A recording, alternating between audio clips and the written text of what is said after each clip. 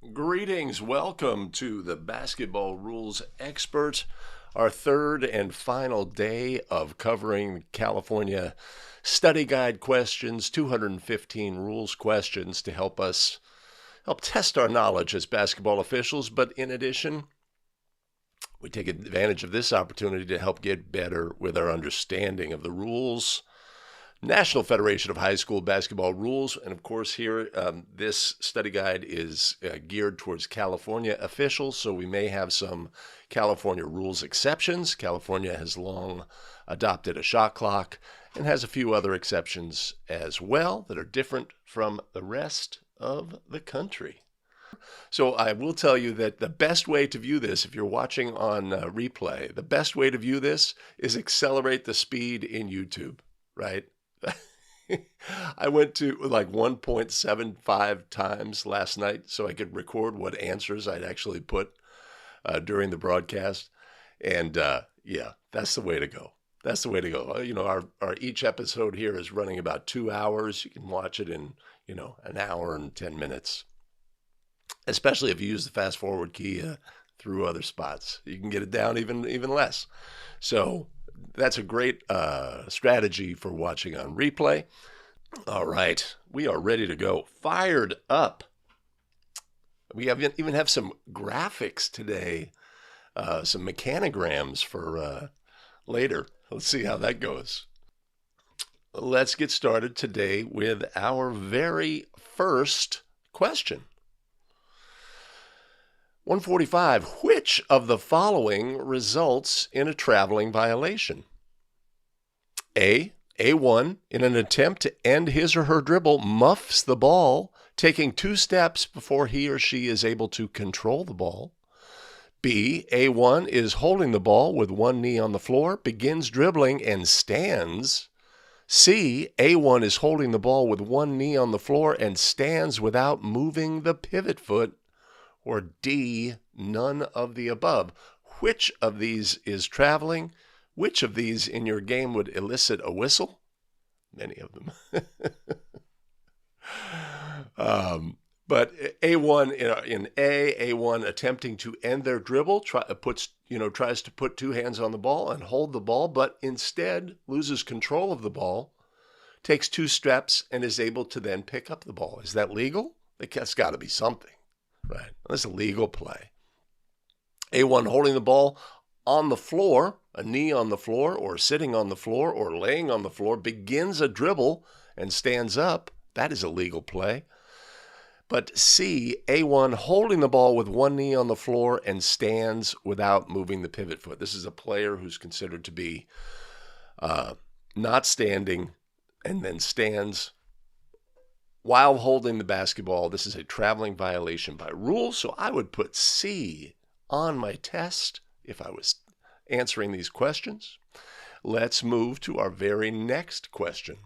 The head coach may make a request to the official timer to alert the officials to determine if which of the following may have occurred. Coach goes to the table. Hey. Give me a horn. We have to stop play. Why? Because A, correctable error, a timing mistake, a scoring mistake, and an alternating possession mistake. Or B, a technical foul on the opposing coach. Ooh, that'd be fun. C, an intentional or flagrant foul. Or D, both A and B. Well, that's an interesting question. Right? When can a coach go to the table and make this request? By rule, when there is potentially a correctable error or a timing mistake or a scoring mistake. Alternating possession mistake would not fall under that, so I don't know why that is there. Obviously, we can't, one coach cannot go to the table and say, no, we got to stop the game. That's a technical foul on the other coach. Intentional or flagrant, those are not options as well. I think our correct answer, what I would put on the test here, is A, but alternating possession mistake would not be in this mix. So again, our question has stumped the panel. Question 147. A defensive player is allowed to do which of the following to an opponent setting a screen? A. Push the screener to get around. B. Hold a screener.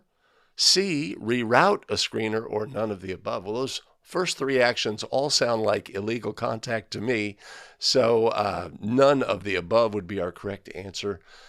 Answer D. And we appreciate a easy question, not a lot of words, early in the morning here. Our answer is D, and we're moving on to question 148. After a successful basket by A, Team B may handle the ensuing throw-in in the following legal manner. A, Team B may only have two players out of bounds at once. B, Team B must conform to the designated spot throw-in guidelines. C, any Team B player can move along the end line while holding or bouncing the ball. D, Team B may bounce the ball off the back wall directly to a teammate inbounds if done within 5 seconds. Okay, so we have a successful basket. Some would say a scored goal. Some would. But we have a successful basket by A. So what can Team B do in this situation? They are obviously granted the ability to have a non-designated spot throw-in after a scored goal. In this instance, it would be during play. This is an unadministered action by the officials. They are not restricted to have only two players out of bounds. They can have all five out of bounds. In this instance, they are not going to conform to designated spot guidelines because it is not a designated spot throw-in. And team number D, or letter D, Team B may bounce the ball off the back wall directly to a teammate in bounds if done within 5 seconds is incorrect. That is illegal by rule. Of course, a player after a scored goal may take some action like bouncing the ball off of a wall or bouncing the ball on the floor and picking it up. This is legal, but it cannot be the actual throw-in pass. So our correct answer here is C. Any Team B player can move along the end line while holding or bouncing the ball. There's obviously no traveling or dribbling restrictions during a throw-in. So that would be the correct answer for question 148. So let's move on to question 149. When may cheerleaders or other entertainment be allowed on the court? A, during both a 30 or 60-second timeout. B, during a 60-second timeout. C, during a 30-second timeout, or there are no regulations, right? Specifically by rule, cheerleaders would be allowed to come onto the court and do their activity during a 60-second timeout, not a 30-second timeout, in an effort to, keep the game moving, etc. That restriction is in effect, so our correct answer here is B. And we are moving at a quick pace this morning. I appreciate that. Let's move on to question 150 of 215 total in the series. Let's take a look. Question 150. Multiple Team A members on the bench refuse to sit during a live ball. Which of the following is or are true?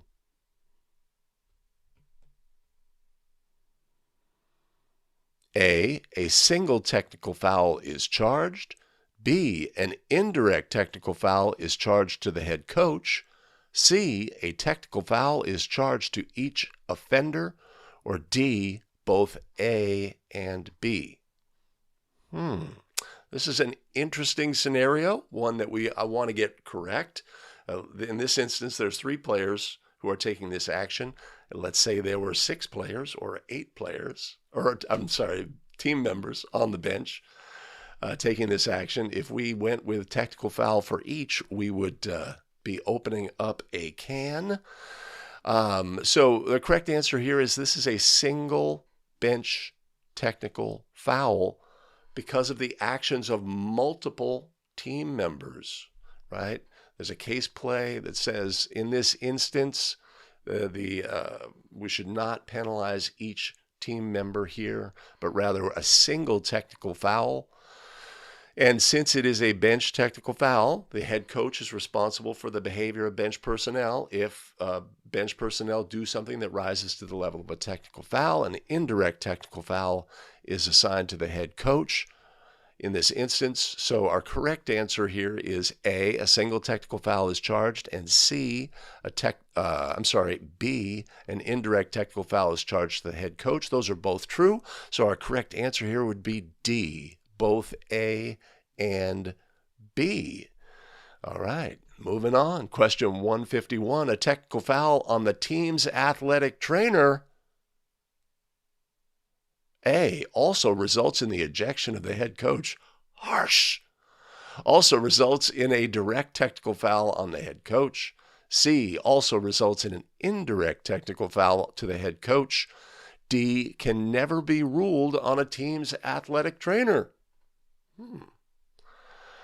Obviously, the behavior of anybody on the bench, be it a trainer, an assistant coach, a team member, somebody it's undefined what their role is, a statistician, any of these bench personnel, the head coach is responsible for, and they can be assessed a technical foul. In this instance, it would be on that individual, since they are bench personnel or a member of the team bench, and the head coach is responsible for that behavior. An indirect would also result to the head coach. So our correct answer here would be C, also results in an indirect technical foul to the head coach. Moving on, question 152, which of the following is true of a flagrant foul? A, it may be personal or technical. It is possible to have a non-contact flagrant technical foul. B, it is possible to have a contact flagrant personal foul. It is possible to have a contact flagrant technical foul. It is possible to have a non-contact flagrant personal foul, or both A and B. Okay, we got language to parse here. Let's put on our language parsing hat and go. It may be personal or technical. You can have a personal flagrant foul. You can have a technical flagrant foul or flagrant technical foul. That is a true statement.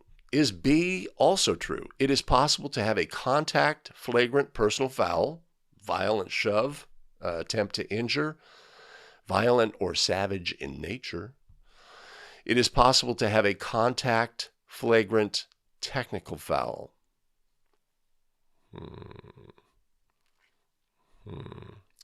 My brain is saying, well, fighting would involve potentially if I threw a punch while the ball was dead, but I think or C, it is possible to have a non-contact flagrant personal foul. That is not possible. To have a flagrant personal foul, the ball would have to be live and it would involve contact. So having non-contact. So the question here, is it just A or is it A and B?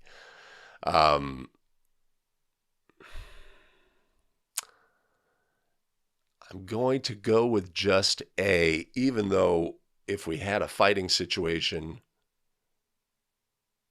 that would involve contact, but I don't think that's the purpose here. So I'm going to go with A. That's how I would answer it on a test.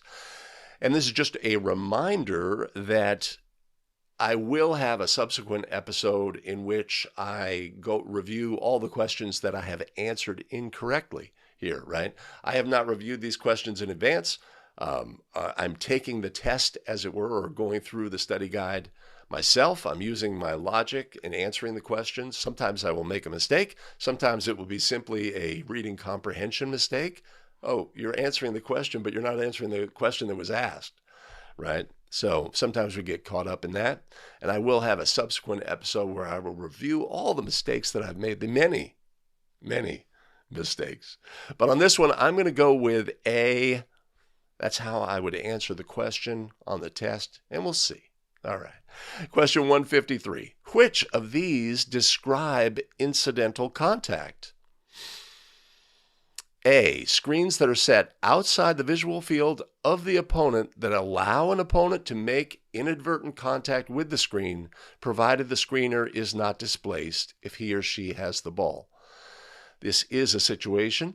B, contact that does not hinder the opponent from participating in normal defensive or offensive movements. That sounds like a true statement of incidental contact. C, contact with an opponent that is permitted and does not constitute a foul. That would sound like the definition. Or D, all of the above. So multiple items here do sound correct. So we are going to go with D, all of the above. Our first one, the screens that are set outside the visual field of an opponent that allow the opponent, right? If we set that screen outside the visual field, but we do allow them time and distance, that would be legal. So we are going with D, all of the above. And to round out our first session here, 154, during a free throw, when the free throw lane spaces may be occupied, the following guidelines are in effect. A, the defense can have as many as 5 spots if the offense chooses not to use them. That doesn't sound correct. B, a total of 8 players are allowed in marked lane spaces, 4 defensive, 4 offensive. Way back in far off times, I think that was correct, but now we only allow 6 above the block. A maximum of 6 players may occupy the marked spaces, 4 defensive and 2 offensive. That is a true statement. So we're going to go with C here. That is a true statement. And we are going to keep it simple and move to the comments. I have completed 10 questions. How's everybody doing in the house? Somebody on Facebook says, so one of the things we're excited about with this series here is the first time I've done multi-streaming, where we're streaming live to YouTube, but also to a couple of Facebook groups. And it's gone super smoothly. I could not be happier. So we wanted to give that a test, and we've had proof of concept. But our Facebook user says this is a big high school test, right? So in California, we have this study guide of 215 questions. One of my associations says, hey, this is a requirement. You have to complete the study guide. My other association says, no, you don't. But you do have to complete the test. The test is 100 questions, and it's taken from these study guide questions. So, there's 4 variations of the test, and they would each have a different combination of 100 questions pulled from the 215. So if we review the 215, we're ahead of the game. Chris Janis jumping in from South Dakota. Good to see you, Chris.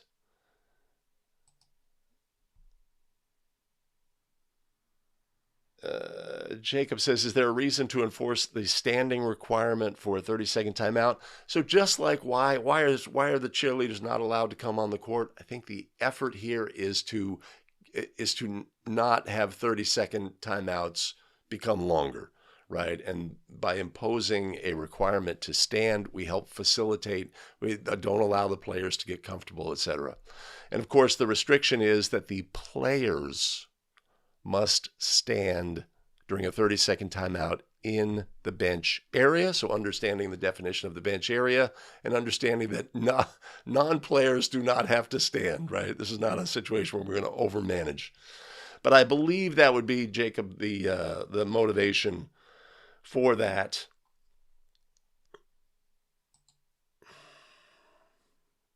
My good one with a rules reference. What? Good morning, Bob Marshall. And Ray Allen knows what it's all about. We're here in the beautiful San Francisco, Oakland Bay Area, the greater Bay Area. Tony jumping in from Canada, rocking the FIBA rules. Obviously, we're going to have some differences. And so testing will start in Missouri, late November. Excellent. Jake Taylor jumping in. Good to see you, Jake. All right. Los Santon in the house. Awesome. Okay. We're off to a good start. Brisk. The pacing is important. All right. 155. A1 loses his or her contact lens during a live ball, and A1 calls a timeout because the lens was lost. The contact lens is immediately found, and A1 leaves the game in order to replace the contact lens. What should be done with the timeout? This doesn't happen every day. I do not immediately know what the answer would be here. I know how I would handle it in the game, but what is the correct approach here? A, Team A will be charged a 30-second timeout. I mean, a player has requested a timeout and it has been granted, right? B, Team A will be charged with a full timeout. I believe there's an emphasis on calling this a 60-second and not a full. The crime of referring to a 60-second timeout as a full timeout. Oh. C, Team A's head coach can choose what length of timeout to use. D, Team A's timeout is canceled and play shall be resume immediately. Now, we could stop the game when glasses or lenses are an issue. I know that I would handle this as we are not charging a timeout to the team here, but the question is by rule. I mean, you're the opposing coach and say, no, they used their timeout. You can't rescind that. They requested, you granted, right? Oh. I'm going to go with spirit and intent of the rule here and say my answer would be D. The timeout is canceled and play shall resume immediately. I would say there is the window to a possible misunderstanding about the rules regarding glasses and contact lenses, for me, has been left ajar. So I'm guessing here on a bit on this question, but that is what I'm going to go with, and we'll see. All right, question number 156. Which are true of correcting bookkeeping or timing errors? A timing error must be corrected in the half or extra period in which it occurred, and a bookkeeping mistake can be corrected at any time until the referee approves the final score. B, a timing error can be corrected at any time until the referee approves the final score, and a bookkeeping mistake must be corrected in the half or extra period in which it occurred. Well, we know that B is incorrect because bookkeeping errors can be corrected at any time until the referee approves the final score. The scorer failed to record a made free throw, or they marked 2 points instead of 3 when the officials clearly signaled to score a 3-point goal, etc. These are examples of bookkeeping mistakes. So our options are, as a result, either A is correct or D, where neither is correct. But I think A is correct. A timing error must be corrected in the half or extra period in which it occurred, and a bookkeeping mistake can be corrected at any time until the referee approves the final score. That's my answer. Am I confident? I don't know. The timing error correction period, right? I mean, if we have a timing, I guess the situation, like let's say we've started overtime with 5 minutes on the clock, and we should have had 4 minutes on the clock, and we've played 30 seconds, and it's brought to our attention that the clock says 4:30, and when does that timing error have to be corrected, and how is it corrected? It's an example of a timing error. But that's what I'm going with. And we're moving to 157. Which is true if A1 commits an intentional foul against B1 during B1's successful try for goal? A, B1 shall be awarded 1 free throw and 1, baby. B1 shall be awarded 2 free throws. What? C, any Team B player shall be awarded 1 free throw. Or D, any Team B player shall be awarded 2 free throws. Obviously, we need to know what the penalty for an intentional foul is, and we know what it is. We've referred to it several times in answering these questions from the study guide. An intentional foul is always 2 free throws to the offended player or their eligible substitute and the ball to the team at the spot nearest the foul, unless it was during an attempted 3-point goal that missed, in which case there would be 3 free throws, 3 free throws attempted by the offended player or their eligible substitute and the ball to the team at the spot nearest the foul. So in this instance, the inclination from many is we have an intentional foul. This is an and one situation, so we're going to award one free throw. That would be incorrect. The correct answer is B. B1 shall be awarded 2 free throws. And we're moving on. 158. What edges of the end lines and sidelines define the inbounds and out of bounds area of the boundary line? A lot of words expressing a simple concept that the inside edge of the boundary line, that's the line that encircles the court, the inside edge defines what is inbounds and what is out of bounds. The line itself is out of bounds. The area inside the edge is inbounds. So what edges of the end lines and sidelines? The inside edge. A is our correct answer. The lines are planes ceiling to floor. That's I don't know about that. 159. Team A is awarded a throw-in by the alternating possession process. Before the throw-in is completed, B5 is ruled for a foul on A4. It is Team B's 4th team foul, and Team A is awarded a designated spot throw-in nearest the foul. Does the alternating possession arrow change in favor of Team B after the foul is committed?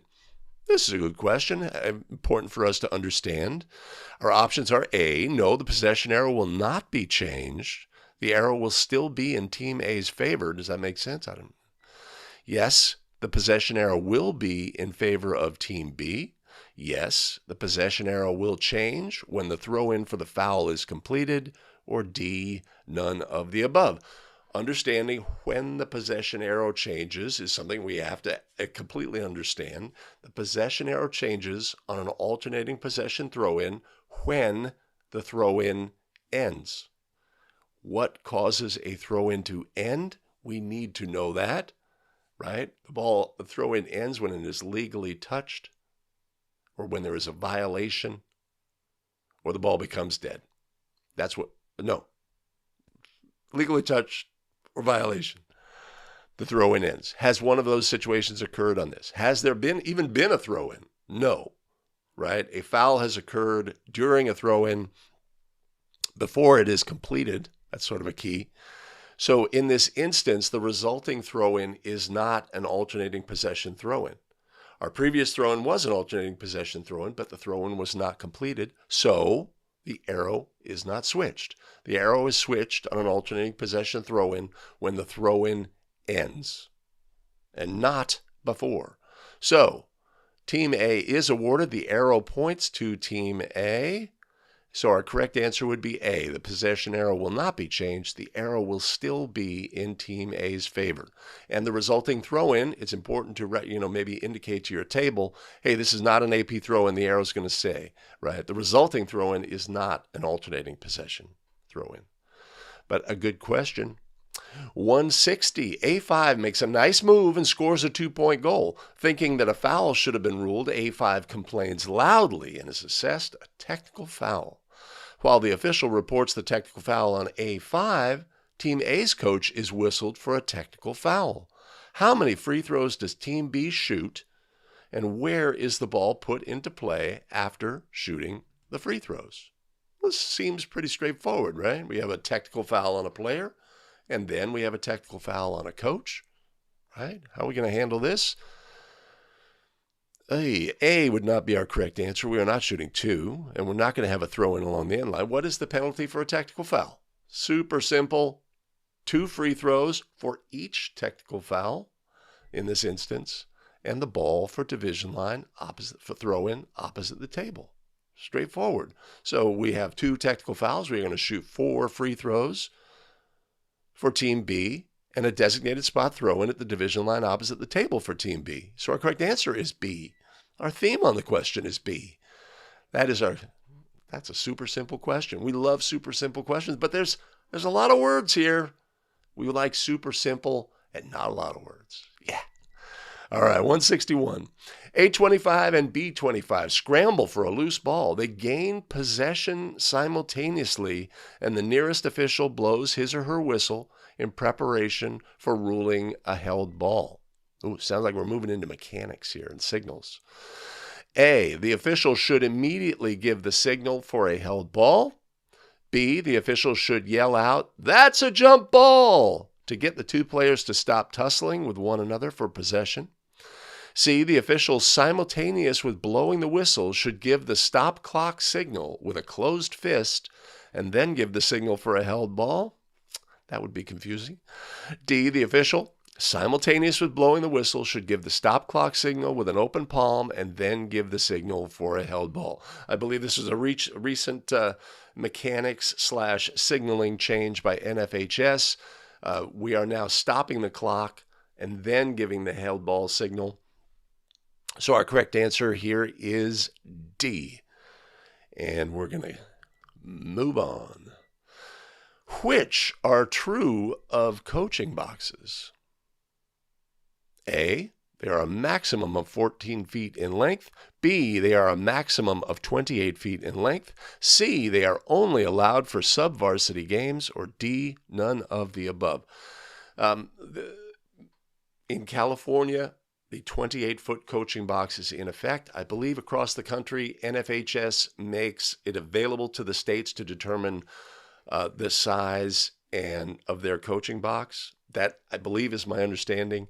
It's by state adoption, the use of a coaching box. But here in California, and I believe in most of the country, it is 28 foot. They are a maximum of 28 feet, and they are specifically from the 28-foot line to the end line. So our correct answer here is B for our study guide question here.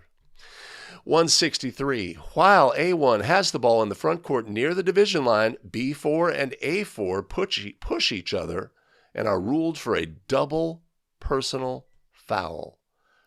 Double personal foul.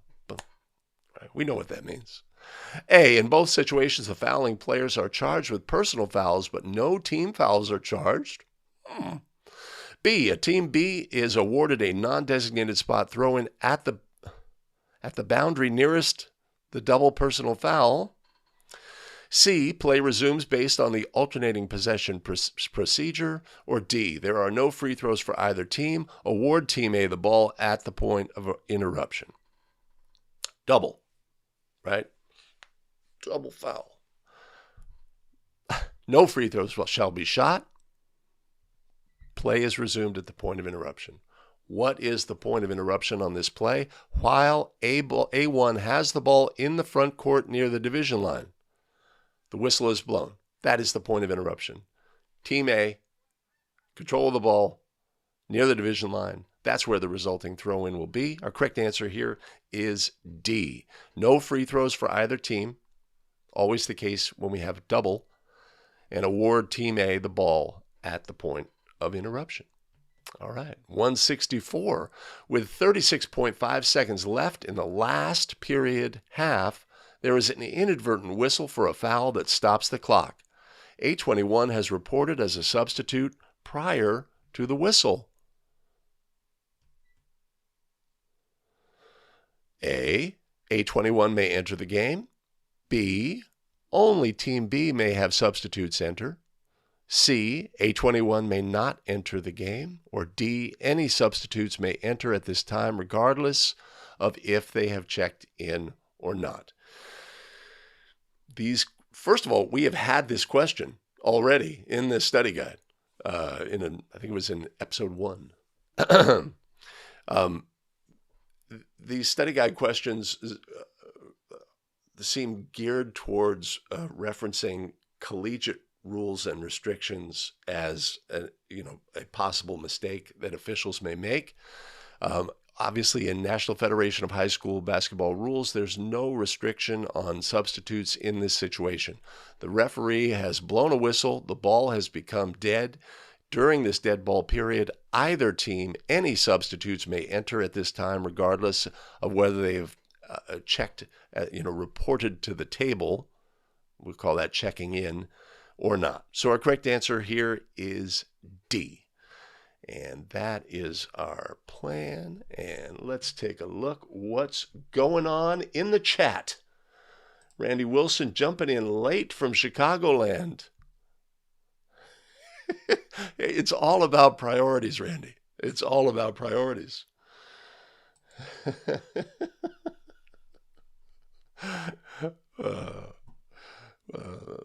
We are late.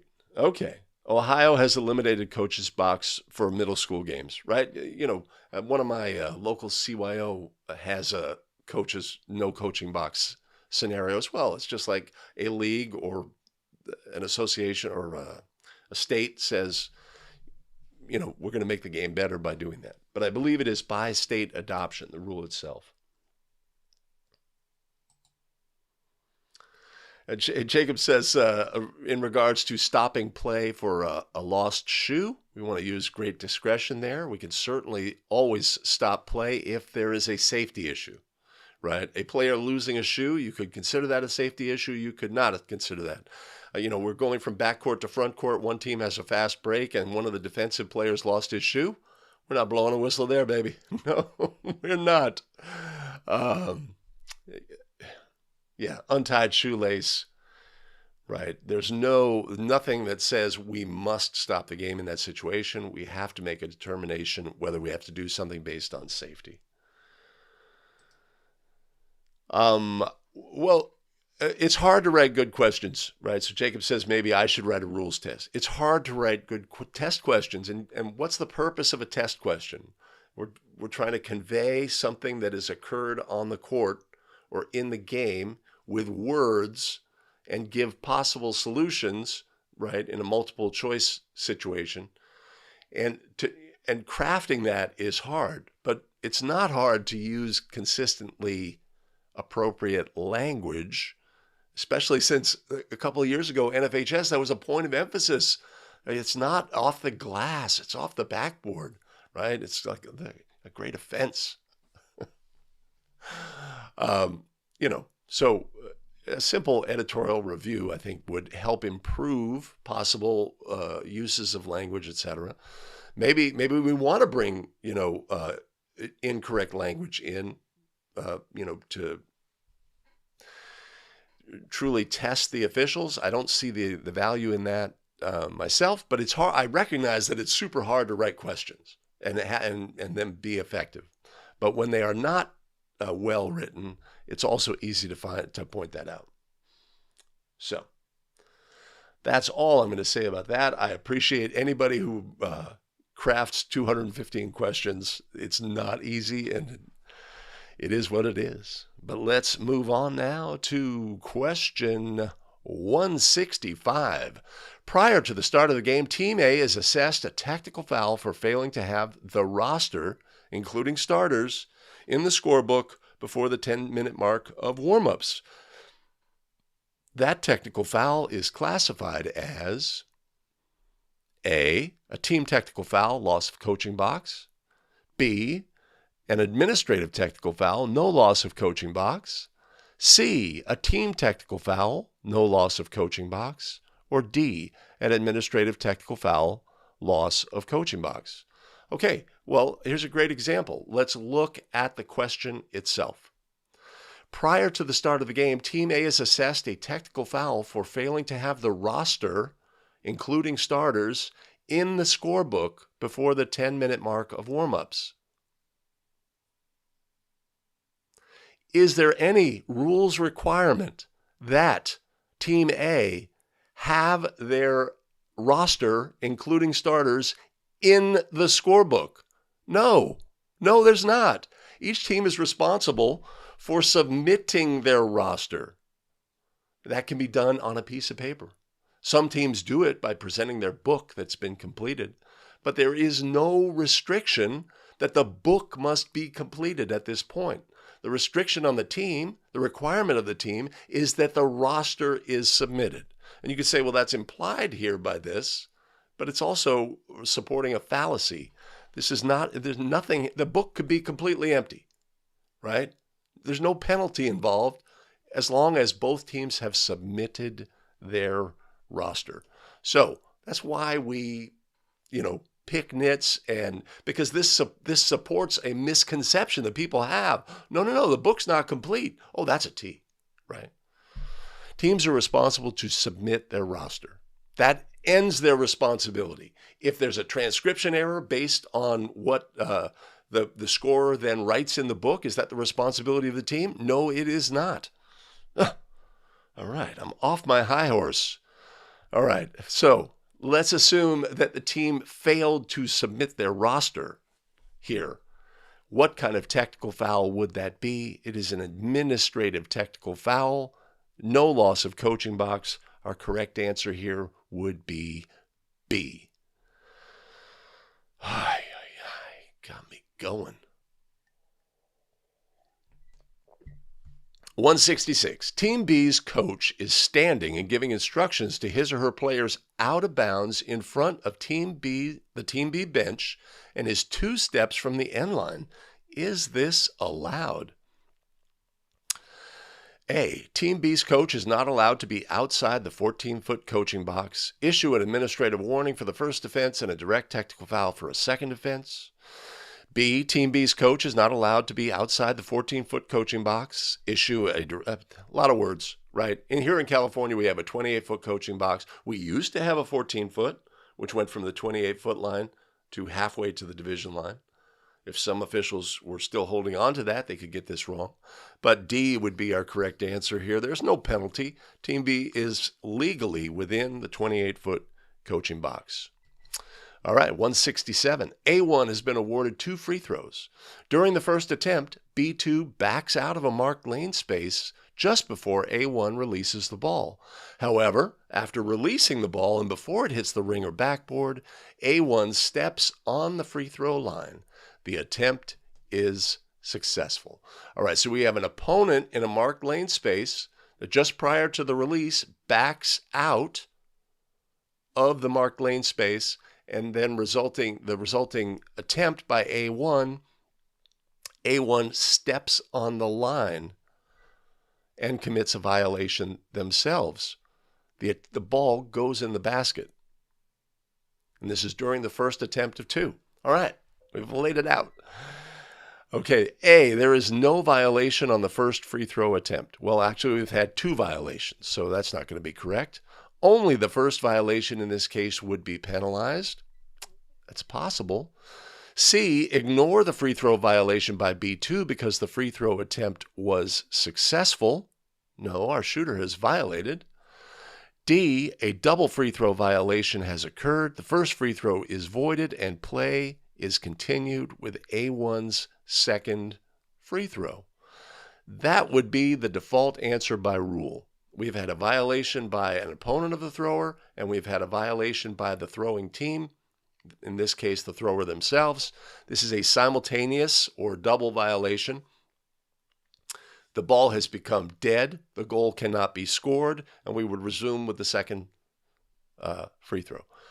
NFHS, important to understand, recommends that the officials strongly consider whether the actions, the violation by B2 in this instance, disconcerted the thrower, right? And that's going to be a judgment call based on their actions.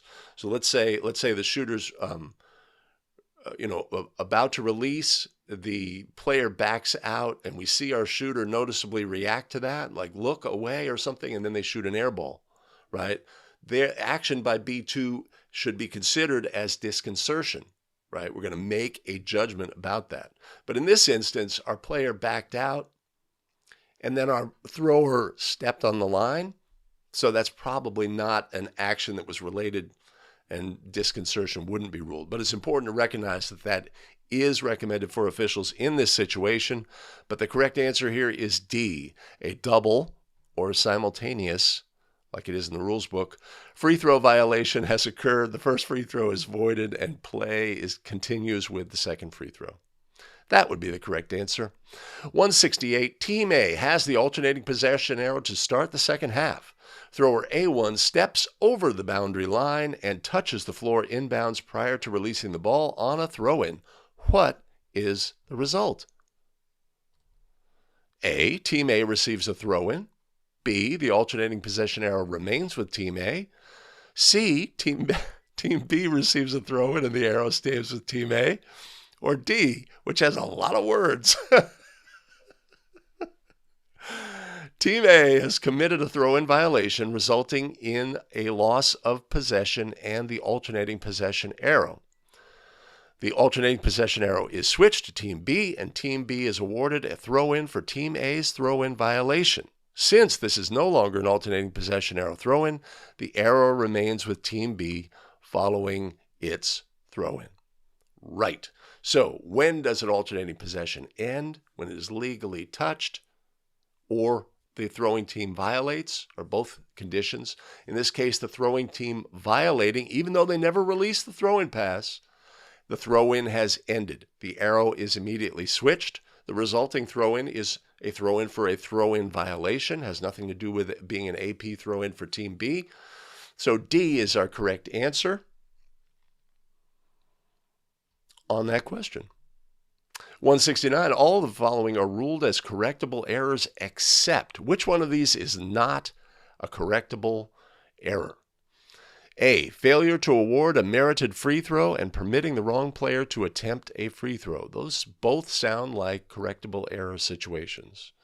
B, erroneously awarding the ball to the wrong team for a throw-in and making a field goal in the wrong basket. Okay. Gotcha. Erroneously awarding the ball to the wrong team for a throw-in is not a correctable error. It is a mistake by the officials. The officials have made an error, but correctable errors are defined by rule, and this is not one of them, and specifically addressed by National Federation of High School. This must be corrected prior to the throw-in itself ending. So B is going to be our correct answer. C would be attempting a free throw at the wrong basket and erroneously counting or canceling a score. Those both are correctable, and D is none of the above, and that would be incorrect. Our correct answer is B for 169. All right, 170. The officials are notified that B5 has fouled out. The ruling official notifies the coach and then instructs the timer to sound the warning horn. When the second horn sounds, the coach has which option? All right, so we're into a disqualified player procedure. A, the coach can now substitute the replacement player in without penalty, provided it is within a reasonable time frame after the second horn. B, the coach can request a timeout before substituting a replacement player. C, the coach should be reminded that a replacement player is needed or a technical foul will be issued. Or D, which has a lot of words, the coach has exceeded the allotted time to have a replacement player put in without penalty. To resume play, a technical foul is assessed, and B5's replacement shall enter the game prior to the technical foul free throws by Team A. And that is our correct answer by rule. D, specified when the second horn sounds, that has ended the coach's opportunity to provide that replacement player, and a technical foul is ruled. And of course, we strongly recommend understanding how to handle and manage disqualified player scenarios in your game is important. I have a 5 minutes on officiating here that goes over that. All right. So our correct answer here is D. Oh, that's harsh. Oh, come on, man. Give him but the purpose of reducing the interval to 15 seconds is so that coaches cannot delay this opportunity. And it's not, NFHS says, no, we don't want to give them time to coach up their players in this interval. We want the game to continue. We want a replacement player. We want it in a short interval. And if you don't do that, there's a harsh penalty, right? Because we need to change the behavior in this instance. That's what's that all about. And 171 says Team A's head coach is engaging in inappropriate behavior by repeatedly attempting to influence the decisions of the officiating crew and objecting to the crew's decisions by rising from the bench and using gestures. The coach's behavior has not risen to the level of requiring a technical foul. How should the officials address this situation? A direct technical foul should be issued to Team A's head coach. B, an indirect technical foul should be issued to Team A's head coach. C, given this is his first minor offense, the officials should verbally warn Team A's coach. Any second minor infraction should lead to the formal administrative warning being issued and recorded. Or D, the official should stop play to have the scorer record a bench conduct warning in the scorebook and then notify Team A's head coach that he or she has been warned. Okay, our correct answer here would be D, stop play, issue the warning, alert the coach to the warning, and move on, right? NFHS has granted officials the ability to give warnings in an effort to give them more tools in their tool belt to handle this situation.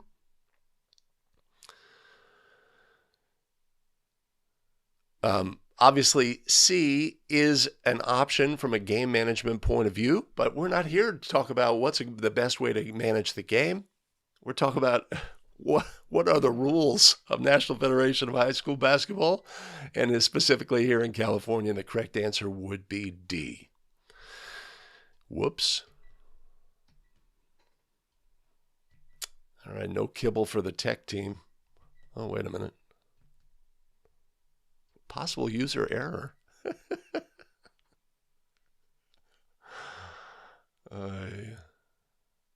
172. What is the result if B1 reaches through the end line boundary and slaps the ball being passed between Team A players who are out of bounds after a score?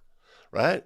Ball's gone in the basket, scored goal. Team is going to have a throw in, but they, instead of throwing the ball directly onto the court, a pass is made from one player out of bounds to another player out of bounds, and our defender reaches through the boundary plane and slaps the ball, thinking that it was a throw-in pass, maybe, inadvertently.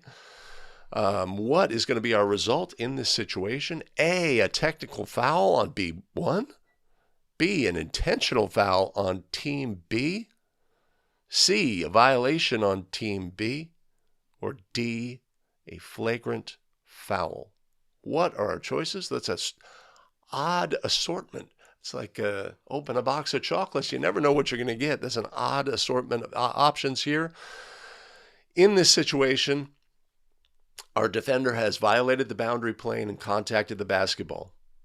Right? This is not contacting a throw-in pass. If that same pass from one player to the other by Team A was actually a throw-in pass, which this was not, this would be a legal action, even if they violated the boundary plane to do it, because the defender's restriction on not violating the boundary plane ends when?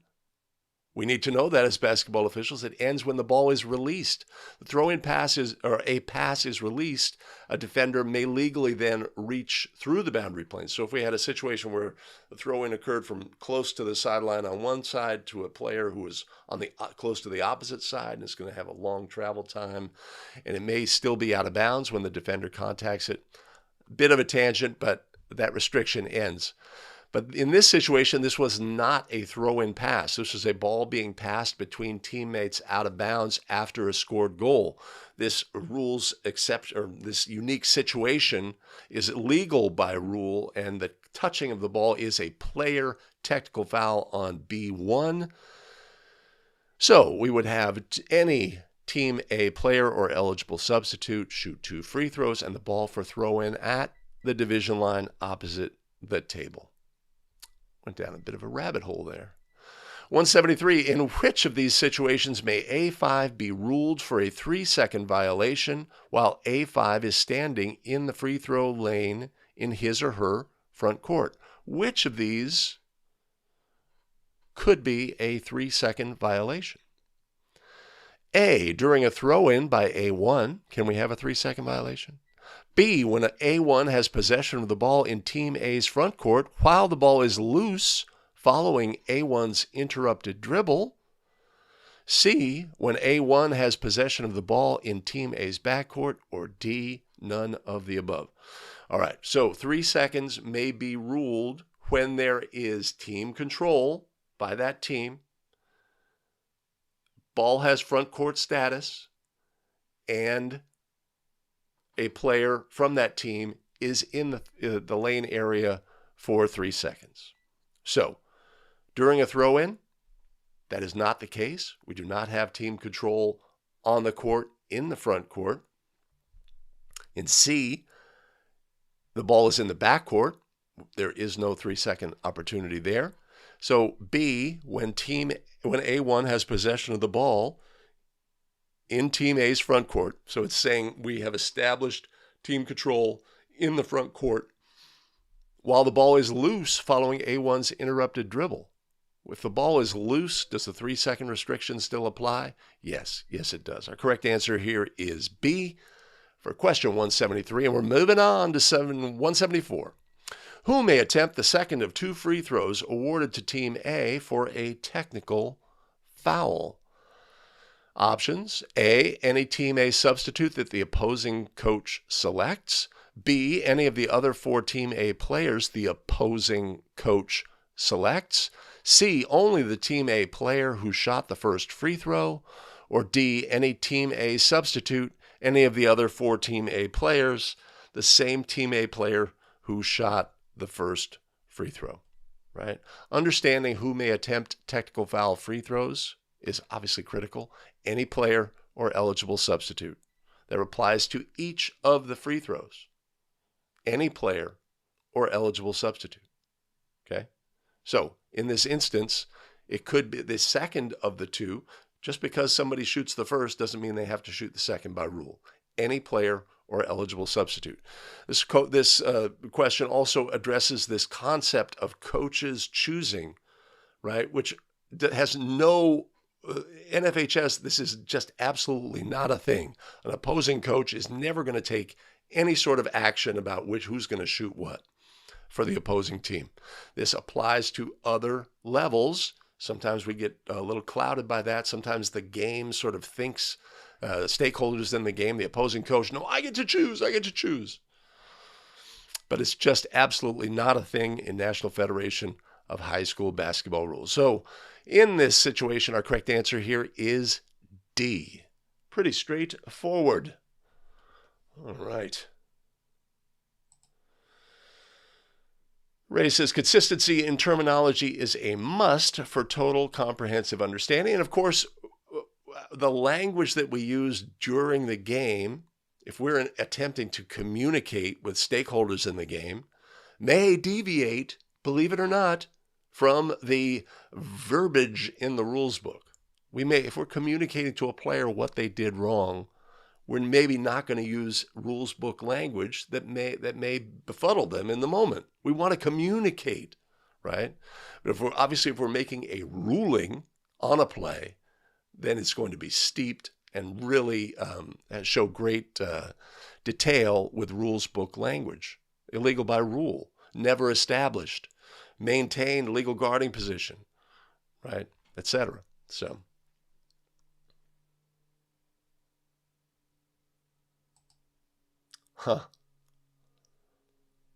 I appreciate that note, Randy. Appreciate that.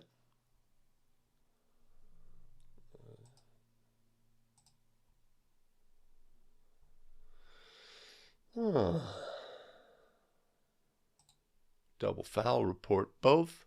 Da, ba, ba, ba, ba. Yeah. All right, let's move on. All right, this is a little asterisks. That means I have a picture here. Woo! Hold on a second. Let me get this straight.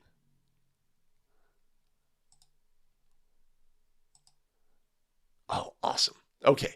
Where should the non-administering official stand during a 60-second timeout? A, the top of the three-point arc. B, opposite the table at the block.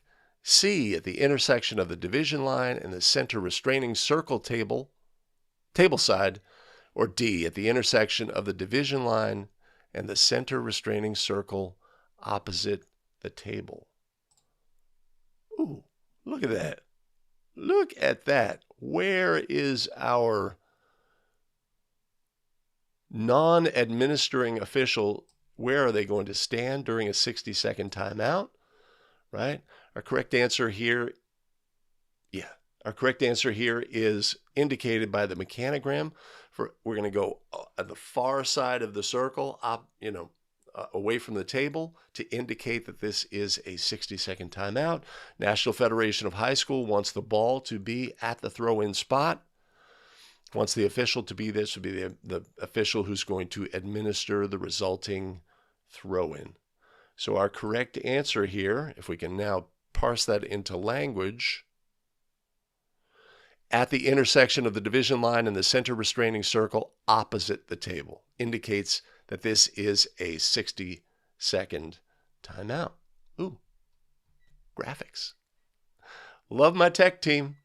176, the proper sequence when making a foul ruling at the spot of the foul is A, whistle, pointing at the player committing the foul and verbalizing the fouling player's number.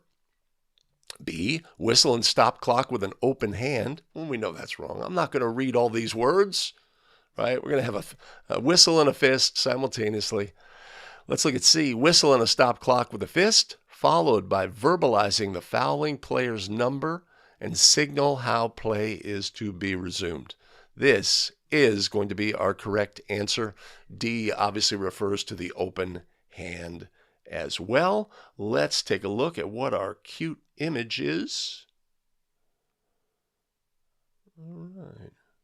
This is 176. If we look at this mechanogram, we could take a moment and, something that we emphasize. So at the spot of the foul, for new officials, younger officials, newer officials, at the spot of the foul. Here's the thing.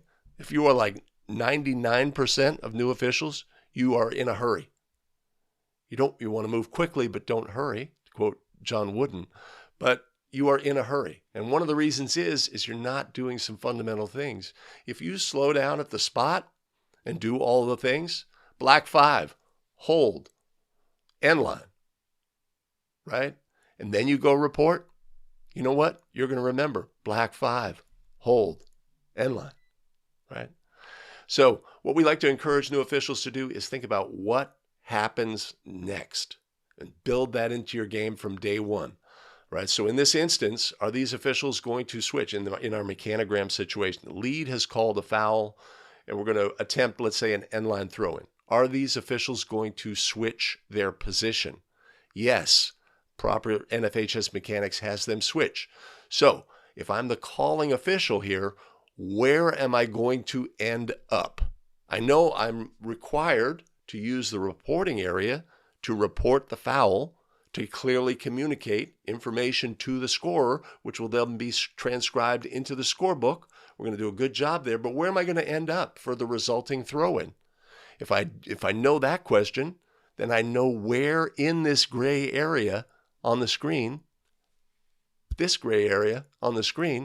where in that area do I want to do my reporting from? In this instance, we got our arrow going towards the division line, and many new officials, I don't know if it's an IAABO thing, but go to the division line to report, and then they have a long walk back or a moment of temporary confusion about where they're going to go next. Know where you're going to end up. Begin with the end in mind, and you're ahead of the game. All right, a little tangent. Woo! Look at that. So our correct answer on this question is C, whistle and a fist, verbalize the fouling player's number, and signal how play is to be resumed. All right, 177. On a foul ruled by the tableside trail that results in bonus free throws for A1, which position on the court will that official now assume? A, they'll be the lead tableside. B, the lead opposite. C, they will be the trail. Or D, both A and B are acceptable. Obviously, we're referring here to two-person mechanics. Should have referenced that. So we know that we switch on all fouls, So I was trail, but wait a minute. There's a little caveat. We switch on all fouls except when free throws will result. In that case, the calling official will be the trail official for the free throws.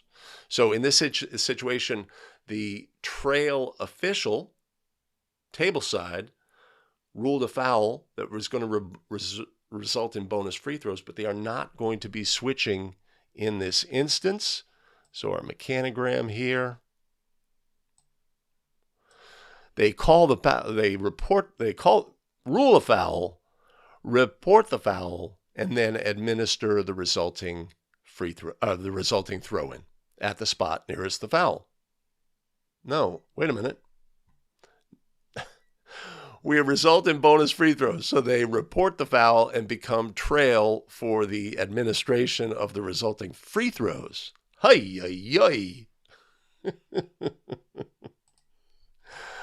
All right. 178. Where should the non-administering official stand during a 30-second timeout? Right? So the administering official is with the ball. Again, this is two-person mechanics. Our non-administering official should be A, at the top of the three-point arc, B, opposite the table at the block, C, at the intersection of the division line and center restraining circle table side, or D, at that intersection away from the table. And again, just important to emphasize, this refers to two-person mechanics. Obviously, in three-person mechanics, it would be different. In two-person mechanics, for a 30-second timeout, our non-administering official is on the circle table side, and that's a visual indication of our situation. So our correct answer here would be C, at the intersection of the division line and the center restraining circle table side. 179. When should the lead mark an attempted three-point shot in two-person mechanics? A, the trail should mark every three-point attempt. B, the lead should mark only an attempted three-point shot when the trail does not mark it first. Or C, the lead should mark any attempted three-point shots from above the free throw line extended on the lead's side of the court. Or D, the lead should mark any attempted three-point shot below the free throw line extended on the lead's side of the court. Here's a mechanogram of our coverage, three-point coverage area, right? It's important for officials to know that in two-person mechanics and in three-person mechanics, officials are responsible to mark three-point attempts in their primary coverage area. What is the lead's primary coverage area in two-person mechanics? Below the free throw line extended on their side of the court. They will mark and score, believe it or not, three-point attempts within that area. Fortunately, I have a brief video on two-person mechanics, three-point attempts, and I'll put a link right here. All right, so that's really straightforward.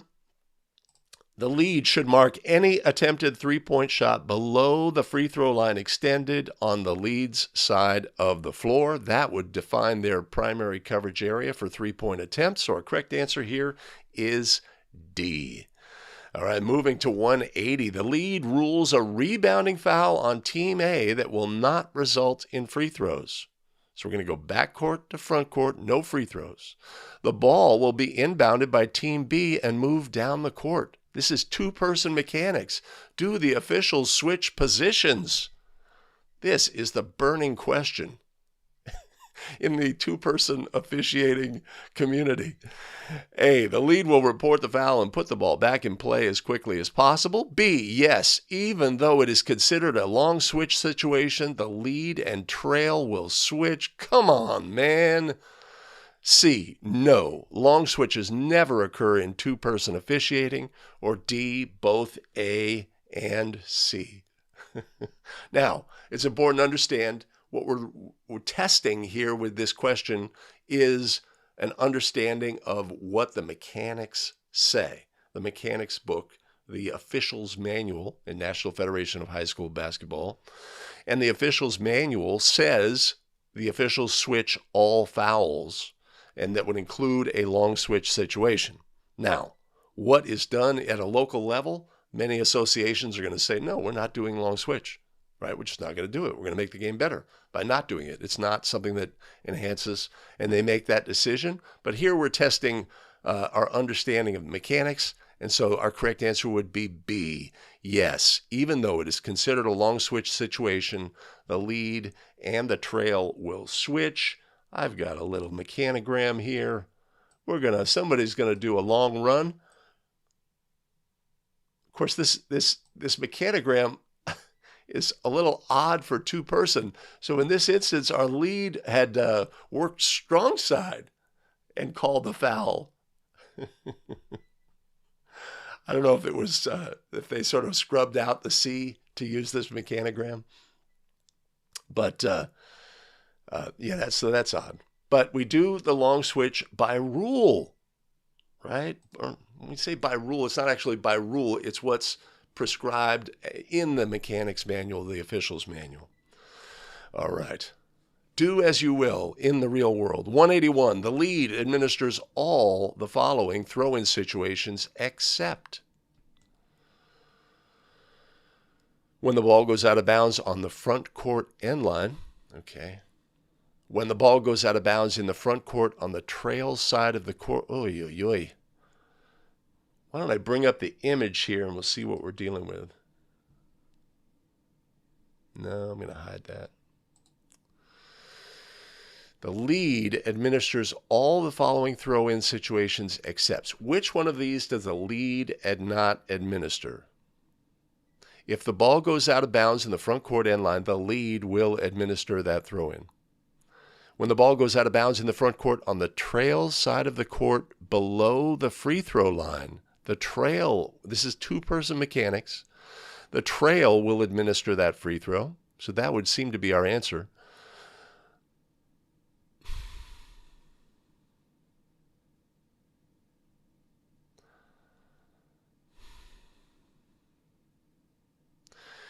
D, when the ball goes out of bounds on the front court on the lead's side of the court below the free throw line. C, when the ball goes out of bounds on the back court end line, the lead will not administer that.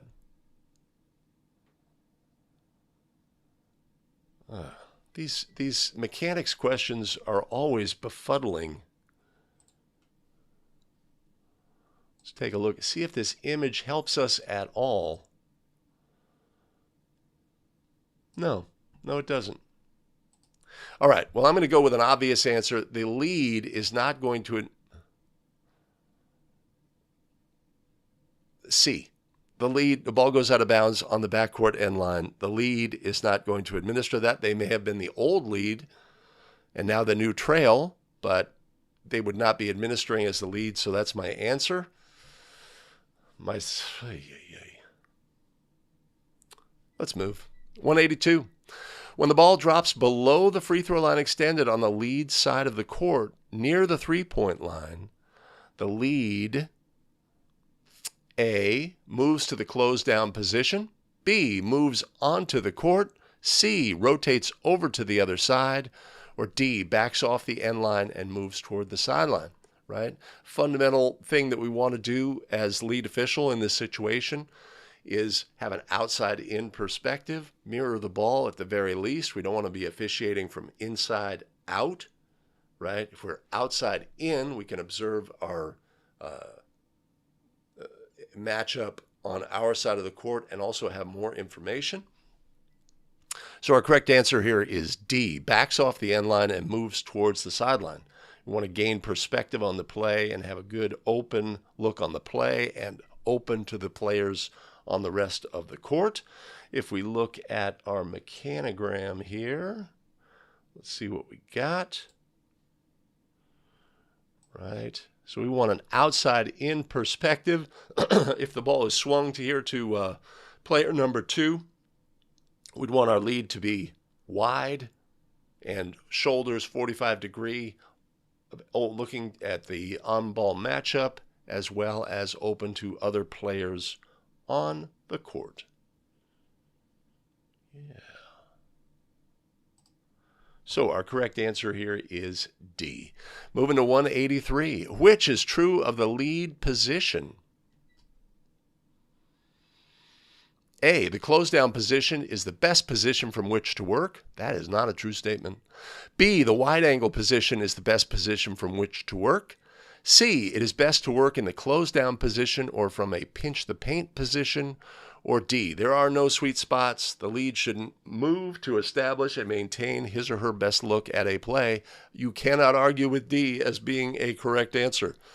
Moving to get the best possible position as the ball moves rapidly and 10 players move rapidly. Players move in and out of our primary coverage area. But I will say that if we work from a pinch the paint position as a general rule, we are not doing that. We are not accomplishing D, the lead moving to establish and maintain his or her best look at a play. All right, 184.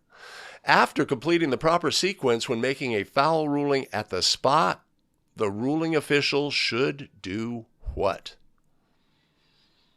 A, immediately depart the area where the foul occurred and get to the foul reporting area as quickly as possible. B, move to the reporting area while completing the proper sequence. C, stand in the area where the foul occurred while completing the proper preliminary signaling sequence and momentarily pause and hold after to ensure the dead ball action is okay prior to departing the area to report the foul. Or D, all of the above. C has a lot of words and is also our correct answer here. We want to take care of business at the spot of the foul. And again, I cannot emphasize enough, if you are a newer official and you focus on accomplishing taking care of business at the spot of the foul and not being in a rush, not being in a hurry to leave the spot, you will be better off. You will slow down, you will have more credibility, you will look more confident, and you will be better able to report. So, stand in the area where the foul occurred while completing the preliminary sequence. What is our, so we have a whistle and a fist. We have a preliminary signal indication. We are verbalizing who the foul was on. The mechanics manual, the officials manual, says we are informing the player who fouled. Black 5, that's yours, right? Black 5, hold, end line. Momentarily pause, right? So also there's may be some retaliatory action after a foul. The player didn't enjoy the fact that you tugged on his shirt and he turns around and there may be some interaction between those players. We don't want to run away from the situation. So this approach in C is excellent advice. And if we look at our mechanogram, looks pretty similar to one we've used before, right? Take care of business at the spot of the foul, then move to the reporting area. And of course, as we encouraged before, know what happens next. Are we going to shoot free throws as a result of this? Where do I want to be to shoot free throws? Use the reporting area that puts you in the best possible position to immediately be in that position.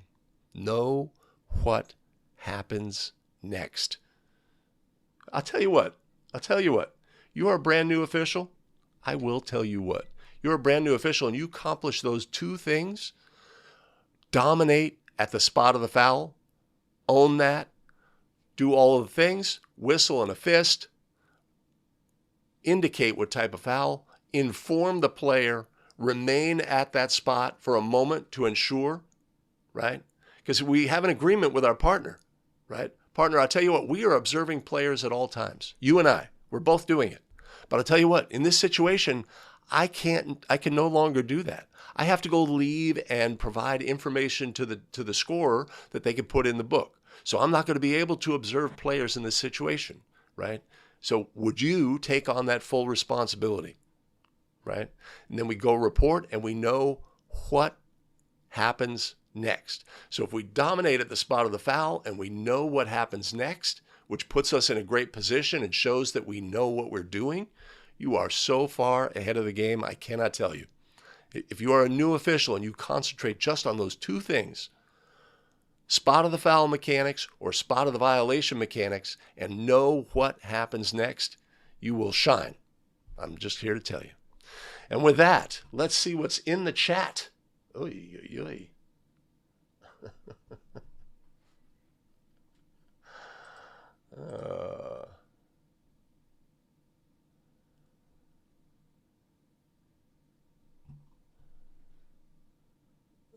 Seems to be just some discussion. Darwin Sonata jumping in from Michigan. Good to see you, Darwin. Late but great. Hey, coming in late and getting the call right. Who can quibble? Jim Best jumping in from New York. Excellent. Good to see you, Jim. All right. We are moving on to our very next question. When is it acceptable for the lead to pause short of the end line? This would be two-person mechanics, but would also apply to three-person mechanics. Anytime it is necessary to backtrack, not sure what that means. B, on a quick transition plays that the trail may not be able to officiate. C, only when there are less than 5 players in the front court, or none of the above.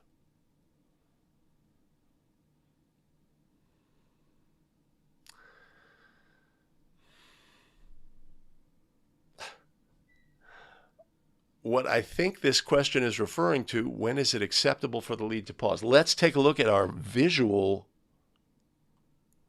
What do we got? There's question 185. Oh, there's no diagram. I assume this is a situation where it's fast break. We are the new lead.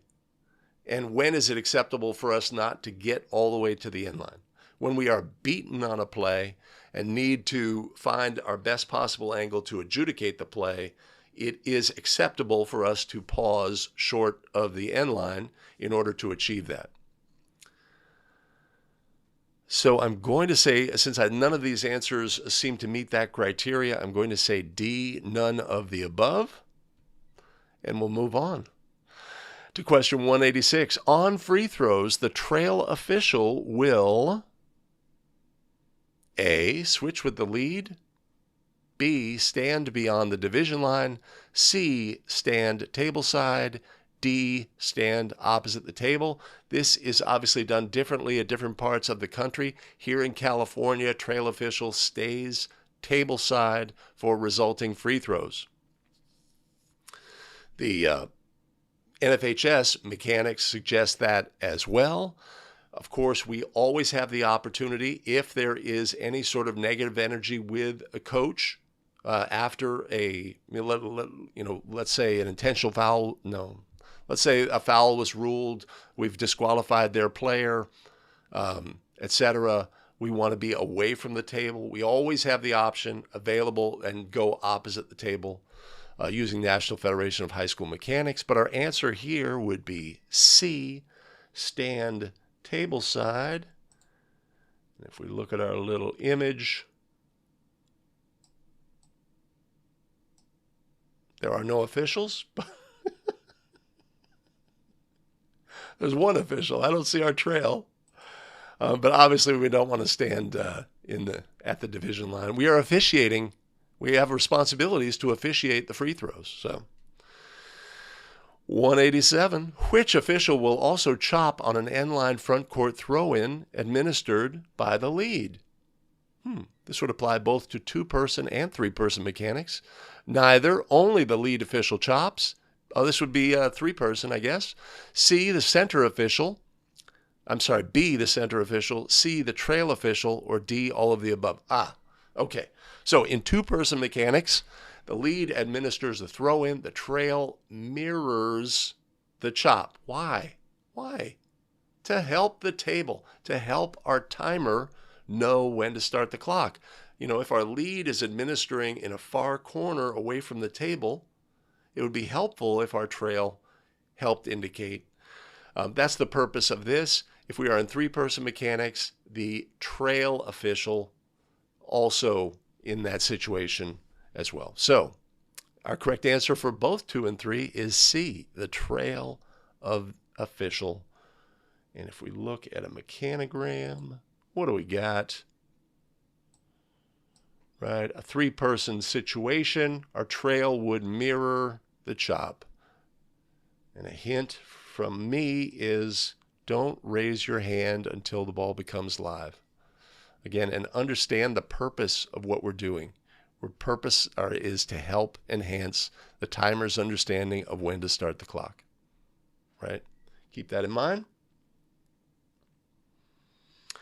And we'll move on to question 188. On a successful three-point try, which officials should signal a successful goal? A, the lead and trail when the try originates from the corner on the lead's side of the court. B, the center and trail only when not a try from the corner of the lead's side of the court. C, the center and trail on every three-point try. Or D, none of the above. This sounds like a three-point or a three-person question, and our mechanogram suggests that as well. Okay, so who in a three-person system indicates a successful three-point goal? Both of the outside officials, the center and the trail.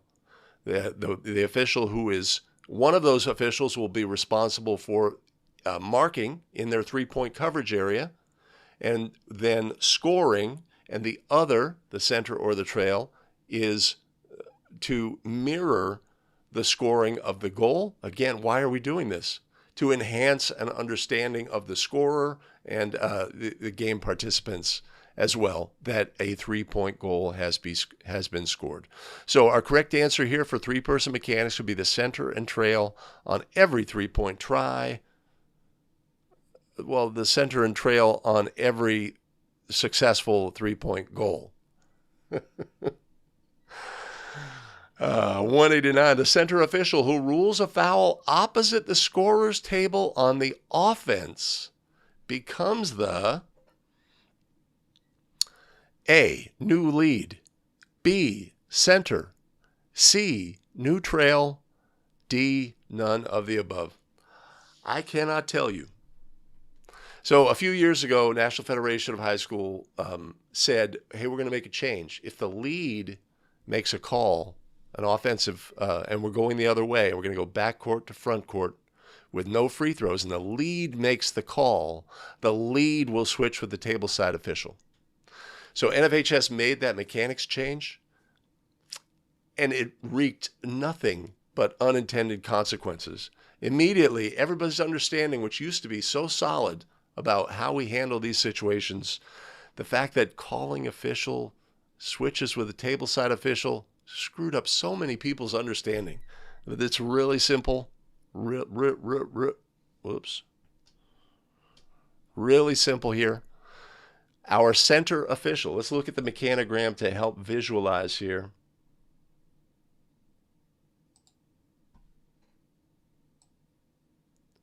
Right? So our center official makes a call. It's an offensive foul.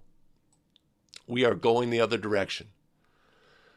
They will become the new lead at the other end. There is no switch. It is a bump situation. The trail, the old lead, will be the trail in the backcourt administering. The center will remain on the same side of the court. They do not go table side.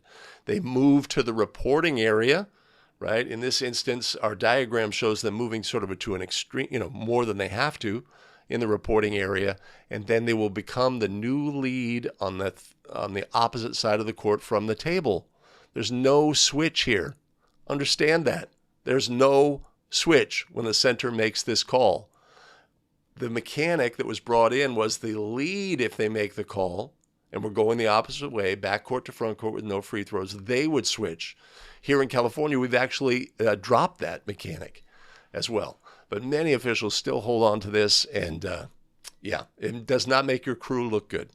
And again, understanding what happens next will allow us to show the best strength and confidence on the court.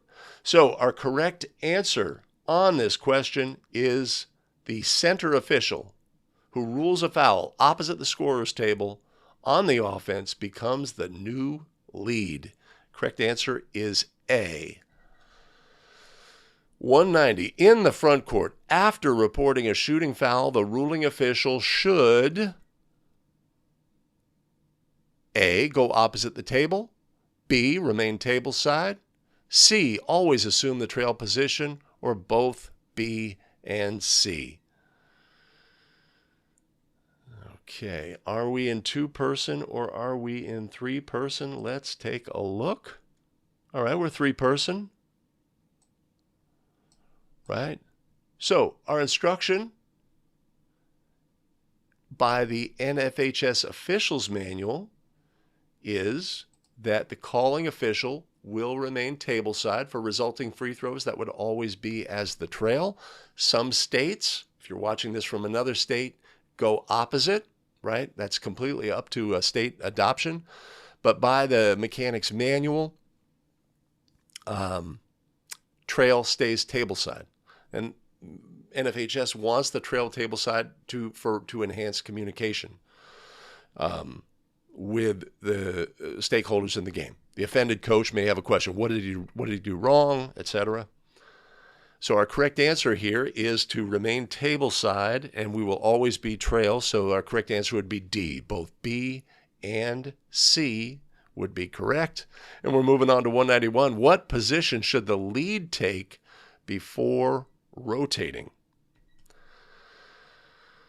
A, the close down position. B, the wide angle position. C, between the close down position and the wide angle, or any of the above. Our guidance on plays like this is that the lead should move first to a close down position before rotation. That would be our correct answer.